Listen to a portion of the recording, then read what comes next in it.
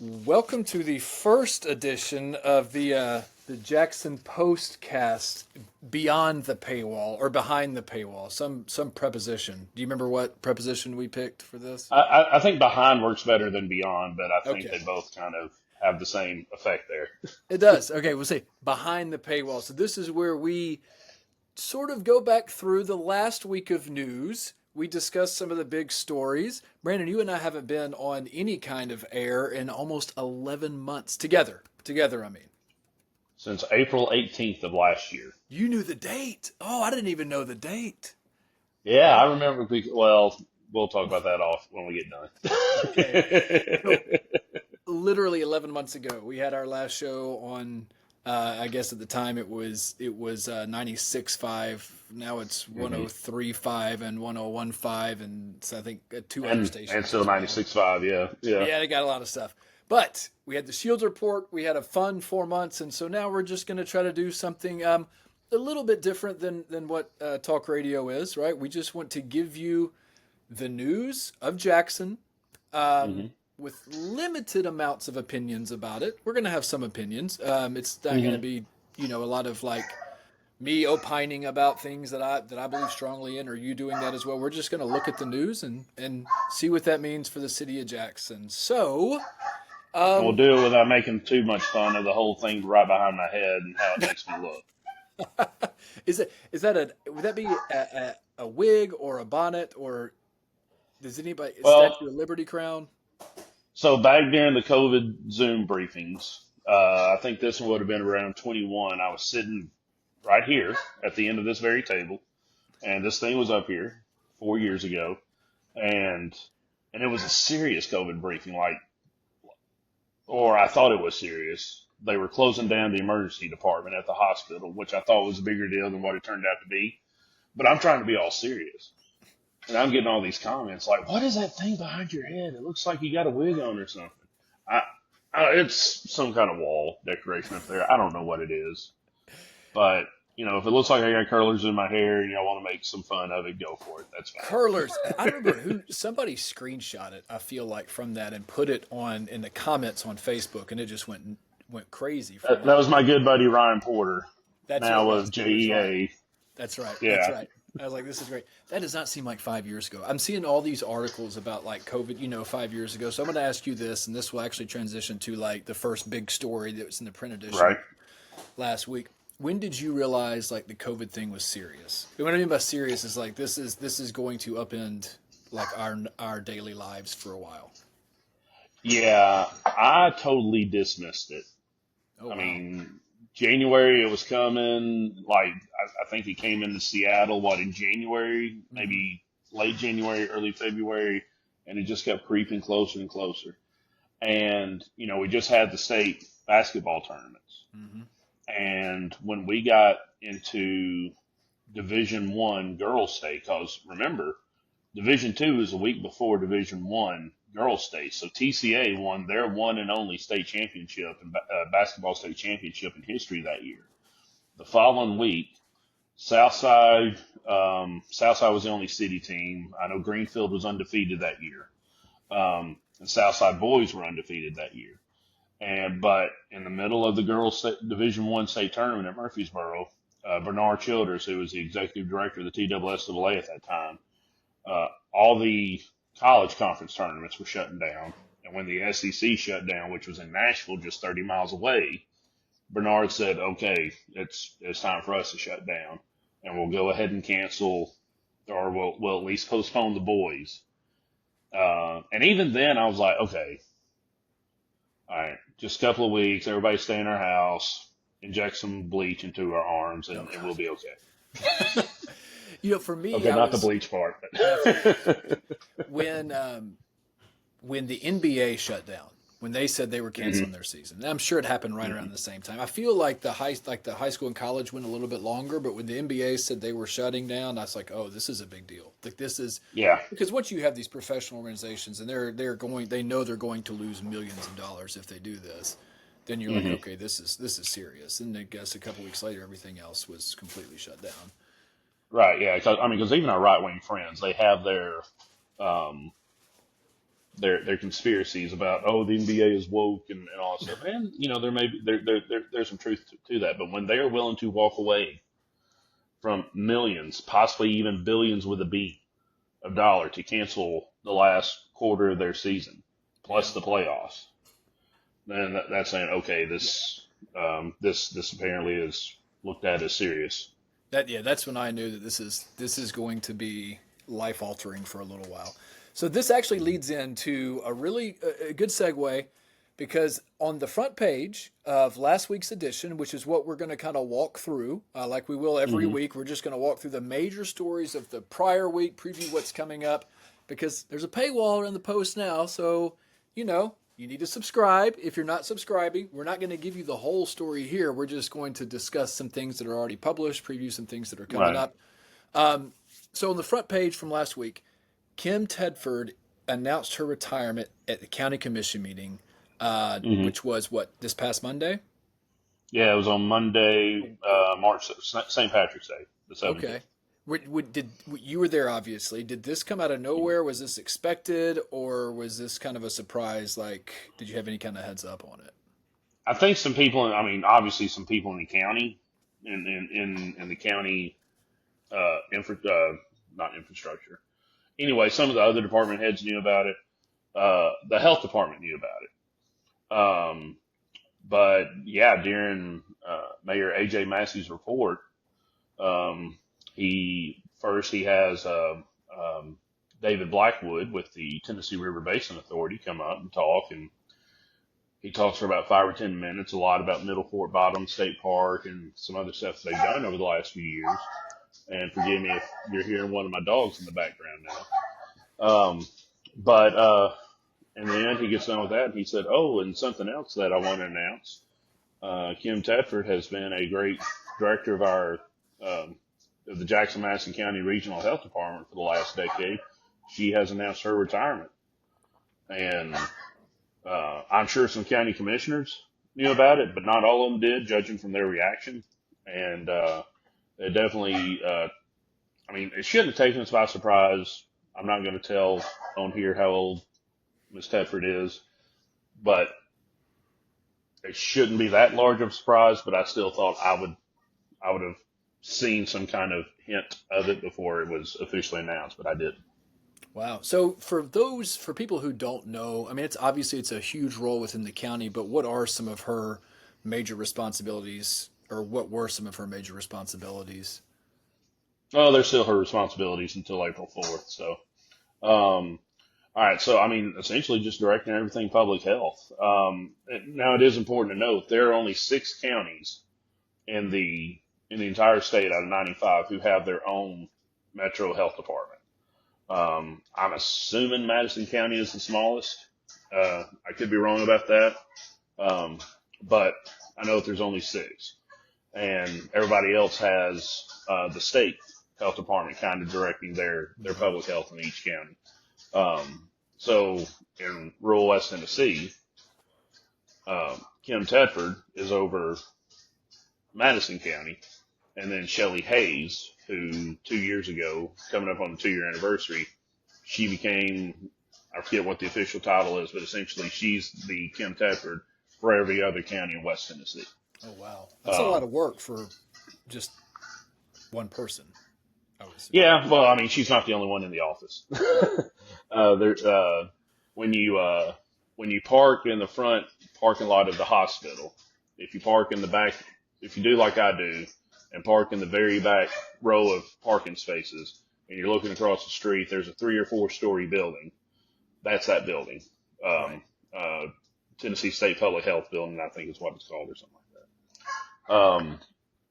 But I mean, public health is, I mean, pretty much what they did for COVID.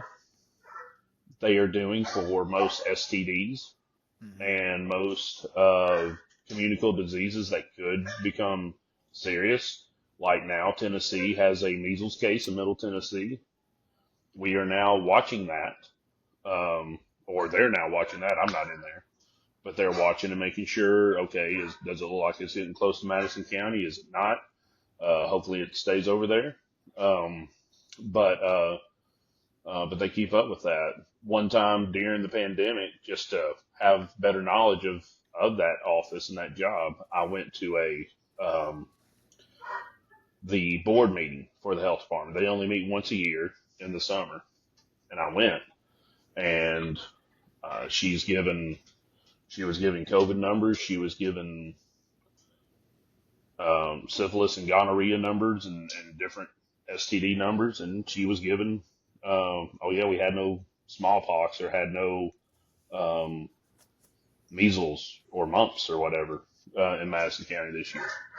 Um, but now that those are becoming public health um, dangers or, Hmm. or threats, they got to look at it a little closer now. Did you get to know her in during COVID 2020? When I should say get to know her, is that when you spent the most time around her? I guess since you guys were having those weekly Zoom meetings. Oh yeah, I even admitted during a column during COVID that when it came time for her to talk during county commission meetings, that's when I would that's when I would take that time while she was talking to come up with something clever to put on Twitter to make fun of a county commissioner or something.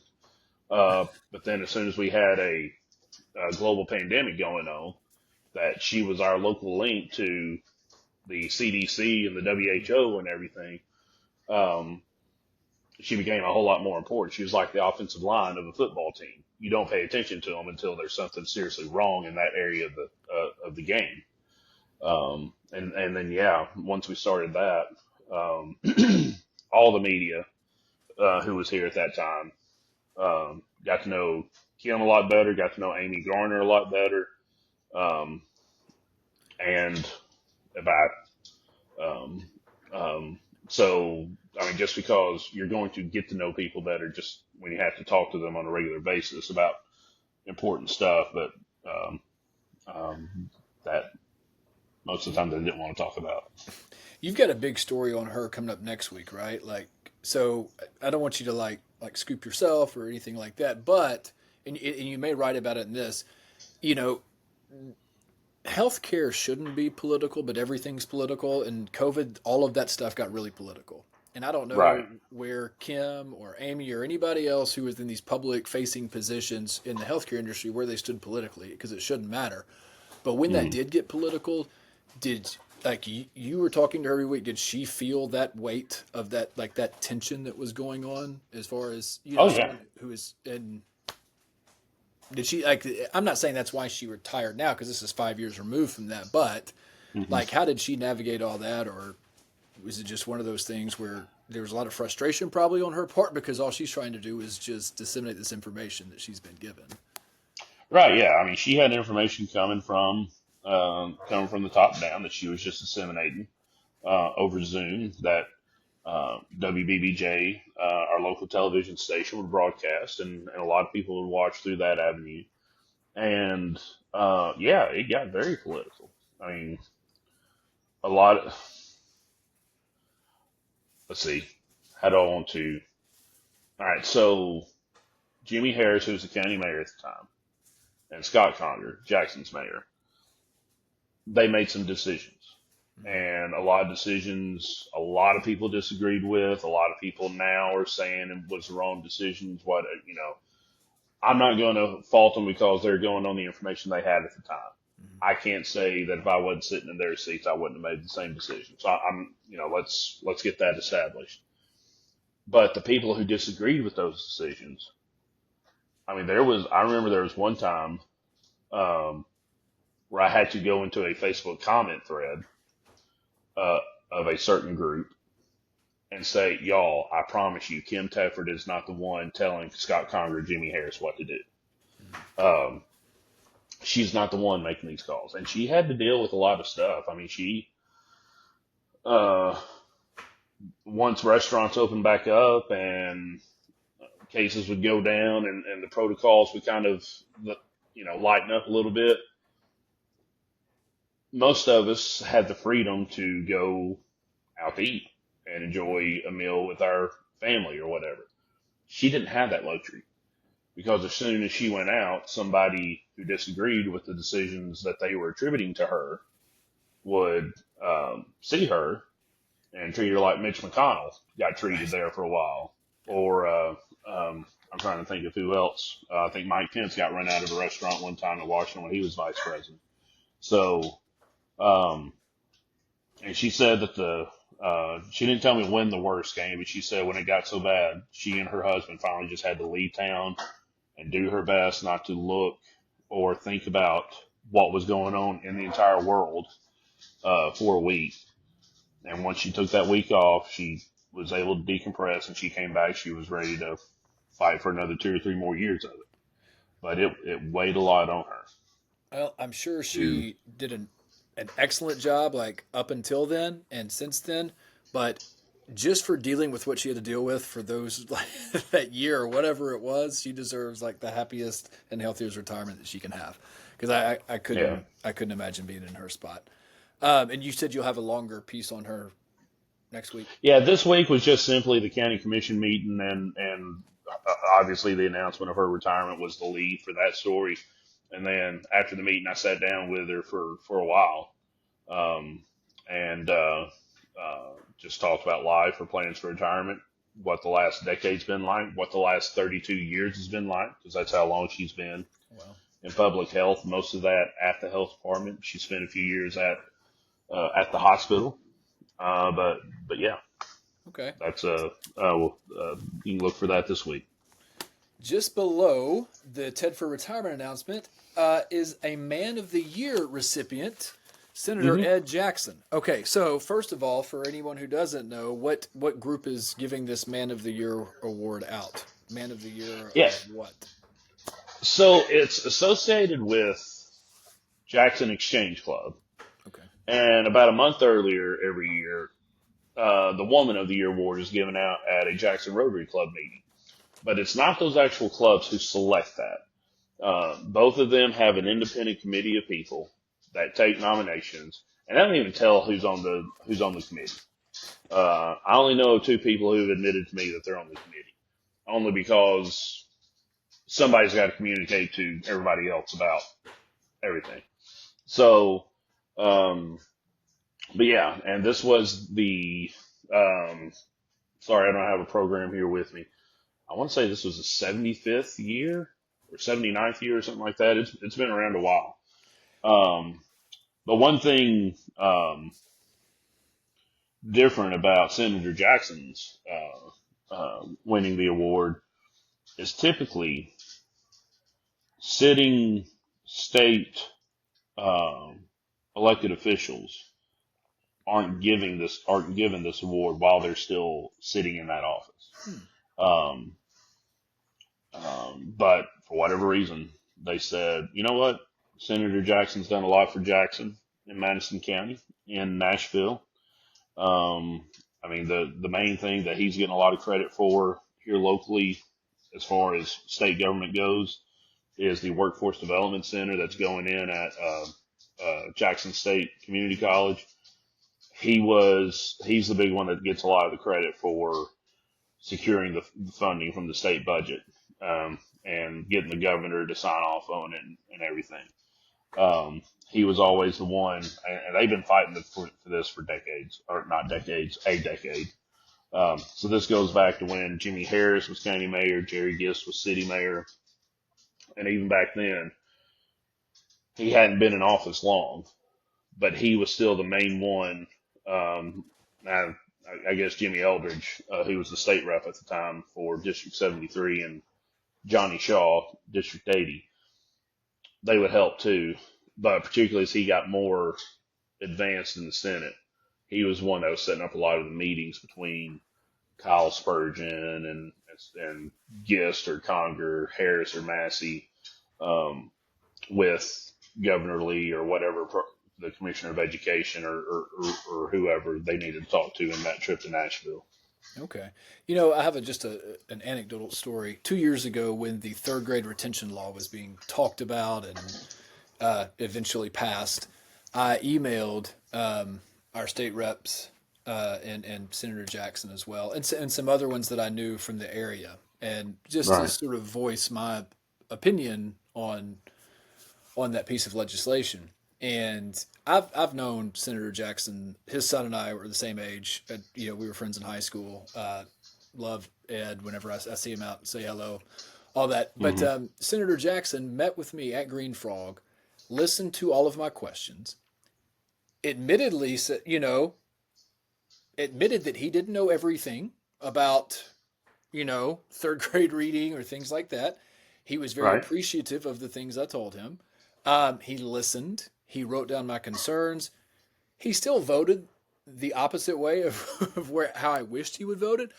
But like, I can't ask for anything more from someone who represents an elected official that represents me, other than to Hmm. listen to my concerns, value my time, and at Hmm. least pretend like you're interested. I'm not saying that he was Hmm. pretending. I genuinely think he was. Like, and if Hmm. you take all of that information in and he still needed to vote the way he voted, I'm okay with that because I was heard and I'm a constituent of his. Even if I didn't vote for him, he still represents me, and so I did very much appreciate that time and or him taking that time with me. And he's always been very, very willing to listen. He will respond to an email if I send it to him. So even though we philosophically disagree probably on a lot of things, but I Hmm. have a ton of respect for Senator Jackson and always have. So whatever the qualifications are for Man of the Year, I'm sure that he met them and he's well deserving. It's So kind of like the Heisman. There are no There's no set qualifications. It's just all it's right. just totally Here are the subjective. nominations. Who's the best one? Yeah, I got you. Yeah. I got you. Um, so this is hitting close to home for me here because I'm a school teacher and I taught at Northeast Middle for a long time and we were overcrowded there for a long time and I was even like in 2017 when they were talking about Pope I was like that would just alleviate so much pressure at Northeast because we could take a lot of our 6th through 8th graders and move them over there once that middle school part opened at Pope. And Yep. so now Pope is like, that's all kind of settled out. And then all of a sudden we have a story about an elementary school on the front page that I haven't heard about in a long time. East Elementary. It's sort of Right. sitting way out there, the furthest northeastern part of the county, and Out in the woods. out in the woods. Yes, on like the skinny part of Ashport that nobody goes down unless you live in was it Spring Creek? Spring Spring Creek. Creek. Yeah, Yeah. yeah. So there was an issue over carpool lines, traffic, county commission usurping school board authority. So Hmm. kind of break that down for us a little bit, and then I do want you to tell. Well, we can get to the minute, but you told me something at lunch like how it all ended up getting settled out. Something that Dr. King said. So I don't want to overlook that in a minute. But Oh yeah, definitely. yeah, kind of All kind of right. break this whole story down for us. All right. So like you say, East is on a 2-lane road, Ashford Road. I mean, I think there's 3 schools that are on Ashford Road. They're just in different parts of the county. That's how long Ashford Road is. Pope is on Ashford, Thelma Barker's on Ashford, and then uh, East Elementary is on Ashford. But none of them are close to each other. They're all like 7, 8 miles apart from each other. And but anyways, yeah, they're on the eastern part. They're in between Christmasville Road and Highway 70. And but there are a lot of kids who go to that school, and I don't know how the building stands as far as being overcrowded as far as that goes. But I can tell you from when I was working at the Sun a few years ago, one of our former reporters there, LaSherica Thornton, there for a while, her 2 daughters went to East. And there was a time after she had car trouble, or I think, no, she had a wreck. And so she didn't have her own transportation for a couple of weeks. So the rest of us at the office were kind of helping her out at times. And a couple of times I went and picked up her kids. So I've dealt with this. I was able to see this in person. But for the last probably at least 10 years, if not 15 or 20, as fewer kids are riding the bus and more kids are being dropped off and picked up by their parents at school, um, more and more cars are not just lining up in the driveway of East, but they're sitting on Ashport both directions. Hmm. Um, and it's becoming a safety hazard. East Elementary School is in the county commission district of Chairman Mike Taylor, Andy Hall, who is on the budget committee, and Richard Watson, who is on he may still be on the school board budget committee, because they have a couple of commissioners on their budget committee as well. But Richard's, he's been on the commission for 2 years now, and he's starting to get more active, being on more committees. He may be on property committee. And so, I mean, Taylor, the chairman of the commission, I mean, he just told the school board, like, look, we see that this is an issue. We see that it is a traffic issue. It is a safety issue. So we are willing to jump in here and go ahead and take care of this for you. So we're going to go ahead and do it. And before the county commission officially voted to do it on Monday, the previous Thursday, on March 13th, the school board had a vote to essentially approve it. Now, if they didn't approve it, I don't think it would have slowed down the county commission's efforts to take care of it. But there was the vote for them to do it, to approve it. And real quick, I don't want to interrupt your train of thought. So just so everybody knows, which I'm sure everybody does know, essentially the county commission funds the school system. Okay, so right. So that means, like, while the school board does make decisions on how they want to spend their budgeted money comes from the county commission. Right. So, like a few years ago when the county commission approved $48 million to build Pope. Now, Marlon King could have decided, well, Dr. King was the superintendent at that point. Dr. King could have decided, we got $48 million, they said, for Pope, but on second thought, I really need showers in my office or something. And he could have used that money, but obviously he didn't. But that would cause a lot of even more risk. We've had that happen. I was going to say, I think that happened, like, not him, obviously, but that was right. the rumor, 15 years ago, 12 years ago? Right. 10 years ago. 10 years ago. Yeah. Mm-hmm. But, so they give the money, or they fund the school system.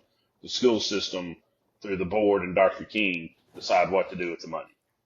All right. So, the county commission said, okay, I think the figure is 38,000 we are going to approve to spend 38,000 to have a survey done of the East Elementary property, because the East Elementary property that the county owns actually goes like a half a mile down the road to the corner of a road that's maybe not a half a mile, but a far way down the road to the corner of a road.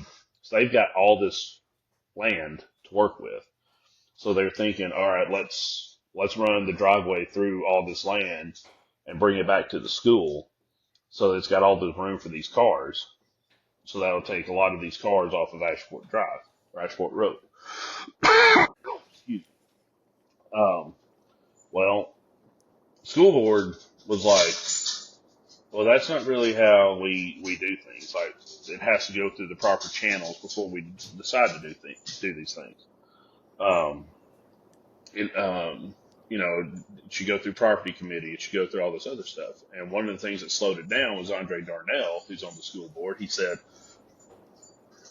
this didn't go through long-term planning, and it should have gone through long-term planning. And their attorney, Dale Thomas, essentially said, well, there's nothing that says any decision that you already vote on has to go through every committee it can possibly go through before it comes to you all to vote on. So could it go through long-term planning? Yes. Does it have to? No. Are you violating any laws? Because that was something else. Darnell and Andrea Givens Moore both brought up. Are we violating any TSBA, Tennessee School Board Association, or Tennessee annotated codes? Essentially, are we breaking any laws? And Dale said, it doesn't look like you're breaking any laws, I don't think they referred to them during the meeting, but I mean, let's go back 2 years after the school shooting in Texas. Mm-hmm. Um, Dr. King wanted 1.5 million budgeted for him for laptops. And Mike Taylor, even before he was the chairman, he released a statement to the media saying, "Hey, we appreciate the fact that he wants these laptops, but Dr. King said himself at a county commission meeting that safety is the number one priority. So we're going to take that 1.5 million, however much money we need to take, and we're going to spend that toward metal detectors." Mm-hmm. Um, so this isn't unprecedented for the county commission to do this. I mean, they bought the land for Pope without talking to the school board.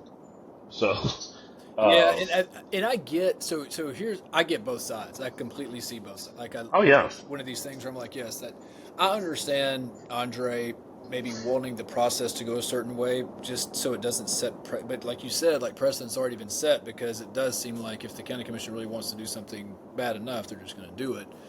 right. And these are bad things that they've done, I don't think. But the issue then becomes okay, like right, like they are the funding body, but then the school system should be autonomous enough to make their own decisions with how they do. But it sounds like there's just a communication thing, right? Like or maybe Yeah, a way it's to just communicate. And it's not communication. it yeah, and it's a good thing. Like this is not a bad Mhm. thing. It's something that needs to be Let done. me also go ahead and clarify. I don't think Andre's on the long-term planning committee. Mm-hmm. Most of the time, and there's been some times in the past where school board members have complained about stuff not going through long-term planning, and the only reason they were complaining about it is because they were the long-term planning committee chairman. Um, if he may be on the committee, but he's definitely not the chairman. And I don't think he's on the committee, period. So he was legitimately wanting to make sure that this was going through all the proper channels. And even behind the scenes, before this got to where it was being voted on in official meetings, I mean, even Harvey Walden, the school board chair, he told me, he said, the school board or the commission's wanting to jump in on this. We want to make sure that stuff's not getting overstepped so that we're caught kind of violating laws and we don't even know we're violating Right. if we did do this too quickly. But it looks like they're not at this point. But hey, So, like long story short, the survey got approved Monday. good. And like honestly, hats off to county commission for like seeing a need and then being willing to address it immediately. That's good. I think. I mean, Mm-hmm. I've never worked at East. I worked at Northeast. I know what nightmare carpool situations could be like with cars Oh yeah.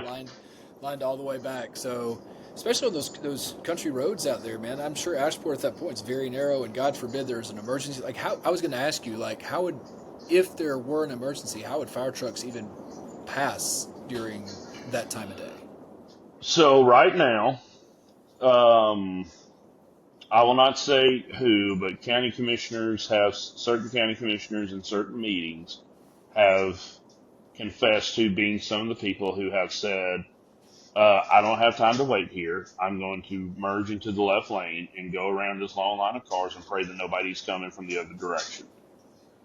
More times than not, somebody's coming from the other direction. And when you get to that point, most of these people have been doing this long enough that they kind of know how to deal with it. But essentially, everybody finds the spot on the road where the ditches aren't the most steepest right at the road, and somebody pulls off there, the other one goes through, and then the other one continues on. But yeah, fortunately, and knocking on wood, they haven't had to deal with that with an emergency situation. But and they're hoping and praying that no emergency situations arise on Ashport Road in the mornings or the afternoons between now and the end of the school year. So they shooting for this like survey to be done, then this be completed over the summer, and then by August this is ready to roll. Good. Yeah, that's why they want to go ahead and vote on the survey this month, so that they could go ahead and get that done in April, and maybe start knocking some trees down in May before school is out, and then yeah, have the driveway done before school comes back in August. So last big story on the front page, and just to recap so far, Kim Tedford Mm-hmm. retiring. You found that out at County Commission. Senator Ed Jackson, Man of the Year, Exchange Club, Man of the Year. Is that who it was? Honestly, I Yeah, forget. Exchange Club does Man of the Year, Rotary does one. Yeah, Got it. All right, they're not the same thing. Exchange Club and Rotary are two different things. two totally different, and we got two different Rotaries, man. Who's the chamber? The chamber is just the business, So we got economic development arm of the city. the Well, not the city. Rotary Club, Exchange Club, Chamber. Who wears the red coats? Who's that? That's chamber people, but Okay. all the red coat wearers are volunteers coordinated by the chamber. Yes. I got no time for it. All right. I do have time for this though. All The right. fair isn't coming to Jackson, and people are losing their minds. They're losing. I'm not on Facebook. I get on Facebook once a week, and I just happen to see something Mayor Conger put out there. Then there's like 305 comments underneath, and I was like, "Oh man, this is going to be bad." And it was bad. So what happened? And in your op-ed, you alluded to the fact that the fair board has known this for a little bit, and Mm-hmm. they just held on to it. Uh-huh. Okay, so They have, well, I mean, they held on to it. They were hoping they could find another carnival. All right, I'm going to back up to and just tell y'all everything that I know. All okay, right. So in January, I was at a school board committee meeting, and they were discussing the calendar year for the 25-26 school year for JNCSS. Pete Johnson's owned the fair board, and they had planned. Do you remember last year when, like, the week of the fair, Dr. King announces, "Hey, we're going to take Friday off because they're giving us a deal where our kids can get in free or very cheap." yeah, it was a So hurricane day. Yeah, the hurricane. It's the same day the hurricane hit, or not really the hurricane, but all the but rain. when the remnants got up here, Yeah, okay, yeah. I'd forgotten about that part. Hmm. All I remembered was that either it was they were going to be out all day Friday or they were letting out at lunch to go to the fair. All right, they were going to go ahead and put that into the calendar this year Hmm. because the fair said, "Hey, yeah, I mean, this is cool. This has been a great day. This is awesome. We love having the kids here, obviously, because it's the fair. We want to do this every year." So, like, they took that as, okay, we can plan on doing that. So we're going to put an off day into our calendar the Friday of Fair Week. Well, then Pete comes in um, during one of the committee meetings where they're discussing. They said, "Hey, y'all, we can't have this off day in September because um, it's right now it's looking like we're not going to have a fair." And usually when I'm sitting in these committee meetings, I'll go ahead and be honest with y'all. I've got my phone recorder recording, and if it's not interesting, I'm nodding off. Not because I'm not interested. I need to get a new sleep mask, and I just haven't done it yet. You can say you're not And interested too. I mean, I'm sure you're not interested in a lot of that stuff that's going on up there. there are some things that I will admit to not being interested in, but as soon as he said that, like, I immediately sat up because I was like, "Oh, this is big news," and there was no other media there in the room. And so after the meeting, Pete's walking toward the door, and I kind of walk with him. I said, "Hey, who do I talk to? Because this is, I mean, you just brought in some big news here." He said, "Well, you can talk to our board president, or you can talk to our director, who is Mike Peary, who is also the auditor for Madison County." Um, he's kind of like how Dr. King is with the school board. He's the one who puts into action what the board tells him to do Hmm. with the fair. And so since I already knew Mike, he was my main contact. And every few weeks I'd say something to him or Pete about, "Hey, what's the latest? Have y'all met yet? Blah blah blah." And Mike told me back in January. He said, "Hey, we don't want this out yet uh, because we're hoping to avoid it." I said, "Oh, I get that, and and I'm not pressing yet, but I referred him back to last year. I think it was about this time, maybe in April, when the Madison County Fire Department put out a Facebook post saying, "Hey, y'all, unfortunately, we can't do the fireworks show this year on July 4th because it's just gotten too expensive." Well, the community stepped up and said, "Hey, money's your issue. Here's some money. Go blow stuff up for us." And they did. Now, granted, it's a little more complicated to find a new carnival to put in the fair during a specific week during the busy time of the year for carnivals. Hmm. So we're talking apples and oranges here. But I told Mike, I said, you got a county of 100,000 people here. Who's to say somebody here doesn't have a connection to a carnival owner somewhere that just happens to have that week off? You go ahead and put it out now. Right. Maybe they call them, boom, the fair is saved. And they waited until I think it was Tuesday afternoon to put it out publicly. Um, and one of the fair representatives, I will not mention that person here publicly, said, "Hey Brandon, I'm going to go ahead and send this to you now. You've asked about it a couple of times, so I'm giving it to you first." I was like, "Okay, cool." It was at 4:50 with a 6 o'clock embargo. Oh wow. At 4:53, I get another email from the same person because they pretty much sent the same thing to all the media. So, okay. And then after it was sent to everybody, I was like, what's the point of the embargo? Just go ahead and you've essentially announced it. It's out. Um, So, but just so everyone, because some of the things I was reading in the comments, right? Like there were as social media does, everybody starts to right. like opine on the reasons and their conspiracies. Then it's like crime, and then it's like The there's fair's all leaving these, because of games. yeah, it's like all of this stuff. So, Yeah. what's the reality here? The reality is that what happened?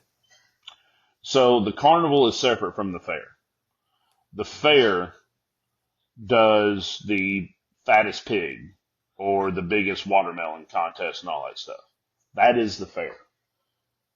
The Ferris wheel, the tilt-a-whirl, all those rides, that is a separate entity brought in Right. for kids to go have fun while all the farmers are coming in bragging about what they've done. It's one of And it's one of the attractions. It's just right. part of the event. Yes. It's, hey, we get that a lot of y'all don't care about who grew the biggest apricot in Madison County this year. Why don't you come ride our Ferris wheel?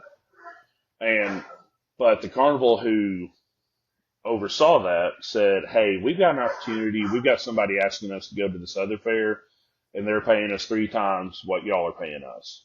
So, holler."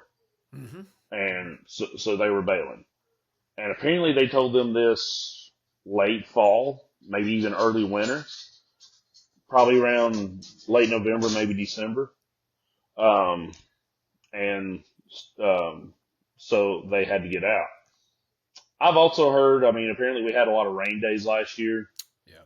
I mean, That but was that. I mean, this Yeah. is the South. Yeah, with the hurricane. I mean, it was I a lot. mean, Yeah. yeah, and I mean, you can't, I mean, if a hurricane's blowing through, well, it's probably blowing through about half the towns that are having a fair at some point throughout the Southeast. So I don't know if you can, if that was as much a part of it as some of those comments tried to make it out to be. Mm-hmm. But I definitely know they had a better economic opportunity to go elsewhere, so they took that opportunity. Do you know if like has the fair dwindled? I mean, like attendance, money, anything like that? Or does anybody keep up with that? Like, who keeps up with that kind of stuff? I may ask around about that. I'm not sure if anybody will tell me about it now, but yeah, because I'm not sure. I'll be honest with you. I've never been to the West Tennessee State Fair. You've Um, never been to the West Tennessee I've State? never been. I used to go every year. Well, I mean, it's yeah. I mean, there were a couple of years where my wife and I thought about bringing our kids. And I mean, we live in Gibson County. If we're going to take them to a fair, we're probably going to take them in August to Trenton. True. But we've never even really discussed seriously doing that either. Um, but yeah, I do know from driving by that traffic hasn't been as much of an issue since COVID. I mean, COVID hit the carnival industry as hard as it hit anybody. That's what I was going to say too. Uh, I'm sure yeah. finding a replacement if your chosen carnival bails on you, like our whatever the name of the carnival is that did for us, like I'm sure finding a replacement it's not that easy. I mean, you hmm know, Particularly, I mean, if this had happened 10 years ago, maybe they could have found somebody. right? But post COVID, when a bunch of carnivals shut down, made it a whole lot more difficult. And so they said, and I even had one person tell me, say, maybe this isn't an all bad thing because when you think about a fair, you think more rural. Right. I mean, the Tennessee State Fair is not in Nashville. Right. It's in Wilson County, which Right. is a lot more rural than Davidson County. Mm-hmm. Has Jackson become too urban or too metro to be to host Yes, a Tennessee. fair? Yeah, I mean, they got a fairgrounds for a Yeah. reason. But maybe they're thinking maybe a lot of people who have not been to the fair in Jackson the last few years might go to one in Henderson in October because Henderson also had a week open where they could They could. Yeah. schedule one. The fairgrounds didn't have a full week open in Jackson at any other time throughout the year. Because them in the Civic Center, they stay booked up. I mean, I'm pretty sure if we Isn't go that talk, something? I mean, like we know we got I know we got like the flea market, Friendly Franks or whatever. But it is like I don't think people realize how much stuff happens at the fairgrounds like throughout the year. yeah, yeah. I mean, Almost every there's. weekend, there's cars are packed in the parking lot. I was going to say, yeah, we get gun and knife shows. Mm-hmm. We get the pet show, exotic pet show. Exotic That's a animals. Yeah. monthly thing. The flea market's a monthly thing. So there's half your year right there, at least on the weekends. And they started putting what the International Food and Arts Festivals that out there now. Like that was packed this year out there. I Yep. guess it's 2 years now they've had it out there. So Right. what I want to go back to county commission. We're kind of running up on our 45-minute time limit, but I know we talked about Kim Tedford. Was there anything else of consequence that came up in that meeting, or was that sort of the big thing? Ooh, I need to pull up my Twitter feed. Uh, they had a few other votes. I mean, we talked about the East Elementary thing. Mm-hmm. Um, there was a inconsequential issue that I discussed in my opinion column. If you want to discuss that, um, the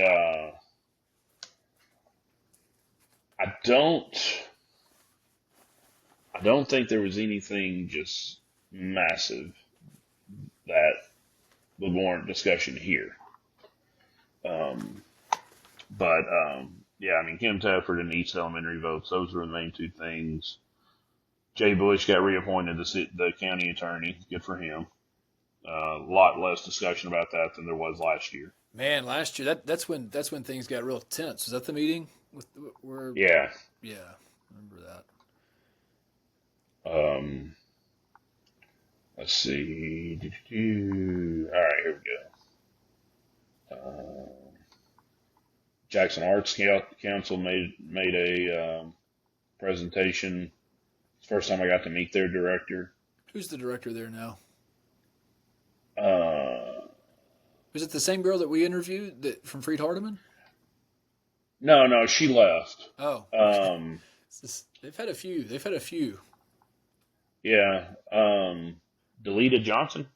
Okay, I don't know who that is. Yeah. Okay. I thought I'd met her, but apparently not. There were some.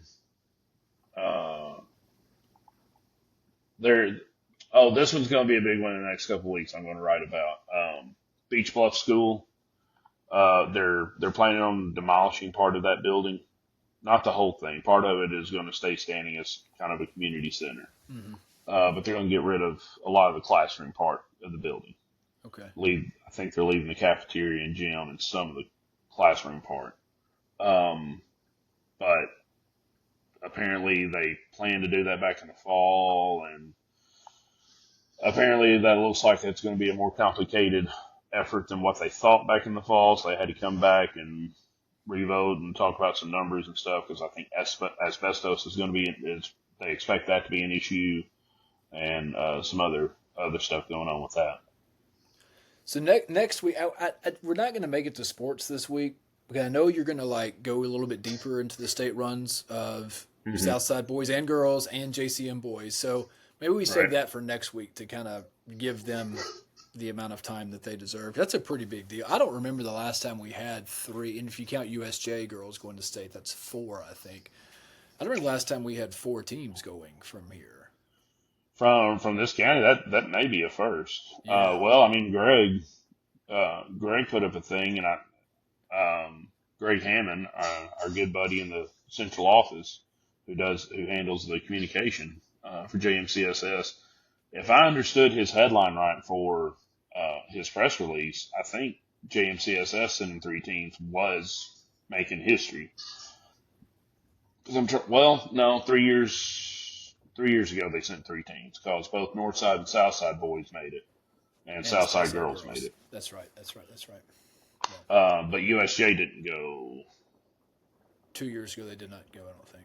Or 3 years ago. 3 years ago. I'm trying to think who would have. This was the spring before the post started. So I'm trying to think. I don't think any of the private schools would have sent anybody that year. If anybody with the private schools is like, you're an idiot, Brandon, you're wrong, this team went, my bad. But I'm pretty sure no one did. But we'll be glad to correct that and clarify that on next week's podcast if we did get it wrong. Upcoming meetings, no city council this week, no county commission, obviously, no school board, or? City council has agenda review Thursday afternoon. Okay. So that one will be. There's a couple of big votes expected in April. I know that there is a new presentation for a homeless shelter. Wait, what? Another? They're doing another presentation? Is Airways Motel not working? I've been out of the loop for. Oh wow! All right. But let's just not. All right, I don't think we have time to get into it here. All right. Maybe next week or whenever it comes up in the. You obviously haven't been reading the post the last couple of months. No, I mean, man. I'll fill you in after we go off. Okay.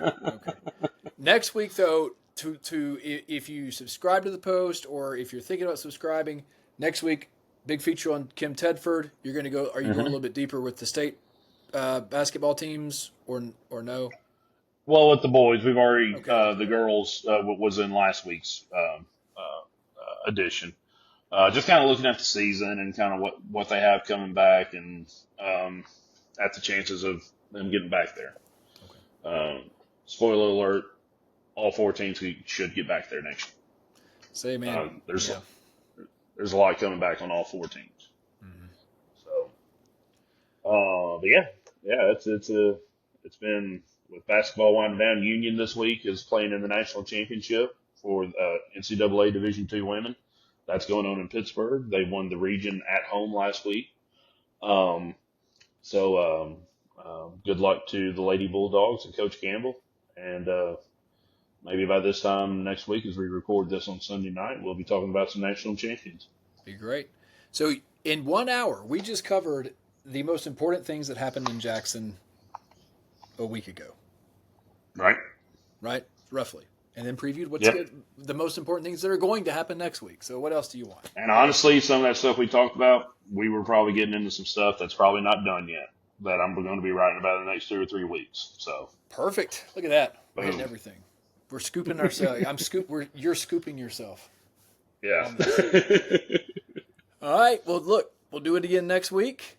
Maybe we can start bringing some folks on too at some point. That'd be good. Yeah, we probably need to change the record time from 9 o'clock on Sunday night if we're going to bring guests on.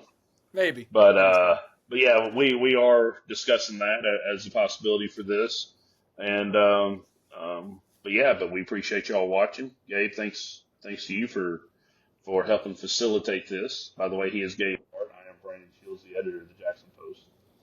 I don't think anybody was ever actually introduced at the top of this. No, we don't need an introduction. We're just back from our 11-month break. We're fine. Yeah, that's it. That's it. It was an 11-month weekend. That's it. That's right. I need more of those. All right, Brandon, I appreciate it. We'll see you next week. All right, sounds good. See y'all.